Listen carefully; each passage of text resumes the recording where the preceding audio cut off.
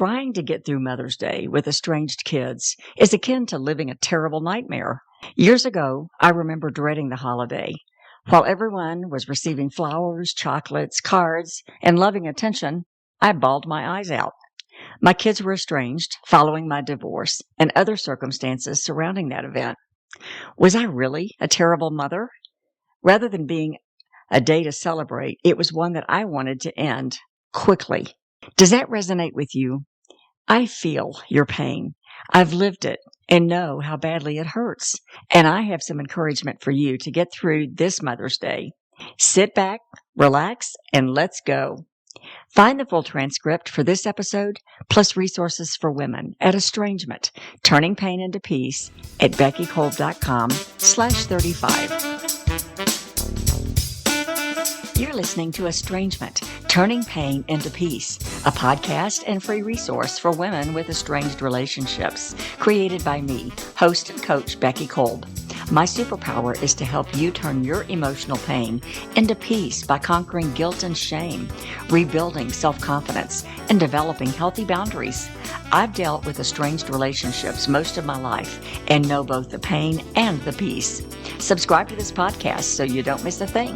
Now, let's dive into today's episode. Dealing with Mother's Day with estranged kids can create a day of pain, tears, and lead to guilt and shame. This day, set aside to honor motherhood, has become a curse in your mind. Your focus is on all the moms who are getting attention from their kids, and you haven't heard from yours in forever. Results from this kind of thinking do not end well. I remember one Mother's Day many years ago. I threw the biggest pity party for myself. Estranged from my family and my kids, I felt like an utter failure. This day felt like a curse for me. Church that morning didn't help either. It was an emotionally charged sermon that brought on more tears. Why had I bothered to get out of bed? That was my mental state as I awoke. At the end of the day, all I had was a headache from crying, sore and tired eyes, and exhaustion. That's the gift I gave to myself. It didn't have to be that way. And I learned along the way that I could control my emotions and experience an entirely different outcome, even amid the estrangement. So let's look at step one. Face the facts of estrangement. Our minds play dirty little tricks on us, and as a result, we spiral downward into an emotional wreck. Stop with all the blaming and guilt.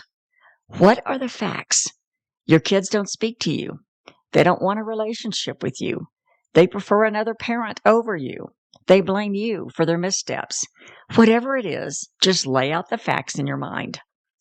Avoid the pitfalls of adding to it with your emotional pain and rebuttal to anything other than the facts. Separate yourself from being an estranged mom. Imagine you're sitting across from a dear friend who has just told you these facts. What would you say to her? Would you condemn her or attempt to make her feel shame or guilt?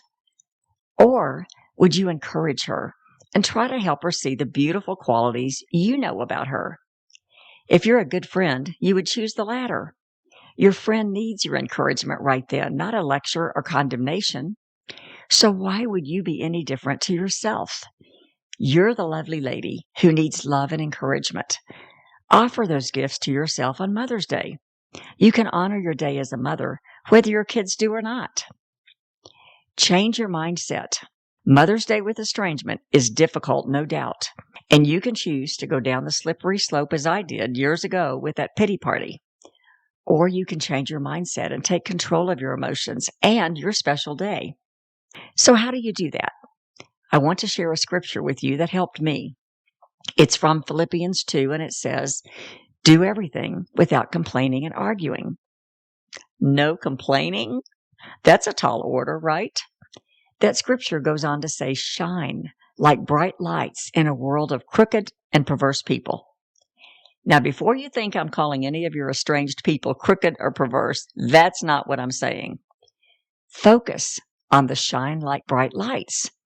Again, how do you do that when you're estranged from your kids on Mother's Day? You certainly don't feel like a bright light. In fact, you'd rather crawl back into bed and pull the covers up over your head until the day passes. My friend, I'm going to tell you that step 1 to change your mindset is key to having a decent day. To achieve your goal of enjoying Mother's Day without your kids, I want you to give yourself a journal and a nice pen. I love gel pens. They write smoothly, they're in different colors, and it makes me feel good to use them. I know it's a silly thing, but it works. Write down happy memories that you've enjoyed with your kids, things that make you smile when you remember them. Include gratitude for each child and special memories that you cherish in your heart. Let these thoughts permeate your mind and soul as you approach this Mother's Day. Step 2 is to cease complaining. Temptation to complain is strongest when your guard is down and your emotions are near the surface. And on Mother's Day with estranged kids, believe me, your emotions are oozing out of your pores. Resist complaining. Think of 1 or 2 combat phrases when a complaint enters your mind. Don't let that complaint go any further than your mind. Speak to it with that phrase. For example, you might complain that your kids are enjoying your special day with your ex-husband and his new wife. Your phrase might be, I'm a great mom and grateful that my kids are happy and healthy. Now, you may not feel that emotion right then, but the more you say it, the more you'll feel it. And you're avoiding the complaint and changing your mindset, which in turn makes you healthier mentally and stronger emotionally. Step 3, gratitude and love is a command and a choice. God Himself tells us not to complain, and He tells us to love and forgive. These are commands, but they're also a choice you get to make. You've complained, and so have I. You've withheld love and forgiveness, and so have I. But we are not going to focus on the past. We're rewriting today and our future. And we do that by changing our mindset, cease to complain, and choose gratitude.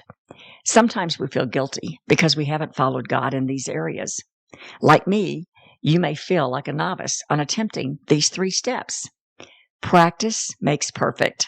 And when you have a journal, a nice pen, and an open mind, you can get through Mother's Day with estranged kids in a healthy way. Moreover, when you keep a gratitude journal and turn your complaints into thanksgiving for your blessings, you begin to feel lighter, happier, and peaceful. Isn't that a great gift to give yourself on Mother's Day? Years from now, you'll look back at this journal and see how God has worked in your life and your kids. You'll have even more gratitude pouring out of your heart. You will survive this Mother's Day with estrangement, and you'll get through it with much more peace if you do the 3 steps I've discussed today. It's simple, but not easy. Give yourself the best gift this year. Buy the nice journal, a great pen, and set aside some time to start this practice. And don't let it end. Keep this going every day, and by next Mother's Day, you'll be a different person. I know it's hard to walk into Mother's Day with estranged kids. That was my experience for several years.